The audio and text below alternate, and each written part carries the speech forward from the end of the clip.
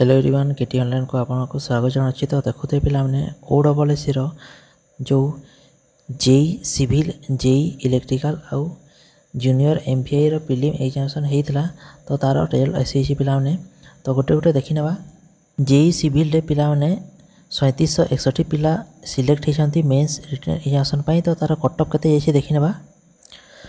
150 mark रू cutoff जाइए यूआर रे 44.5, यूआर वुमेन रे 44.25, एससीबीसी रे 33.75, एससीबीसी वुमेन रे 33.75, एससी रे 30.5, एससी वुमेन रे 29.25, एसटी रे 28.5 आउ एसटी वुमेन रे 26 आउ ईएसएम रे 44.5 आउ एसपी रे देखुथे 26.75। ता तलक रही जेई इलेक्ट्रिकल 132 जन पिला को सिलेक्ट कराई मेन्स पाई तो तार कटअफ कते 150 रु यूआर रे 81, यूआर वुमेन रे 54, एससीबीसी रे 75.25 और एससी रे 66.75, एससी वुमेन रे 43, एसटी रे 52.25, एसटी वुमेन रे 36.25।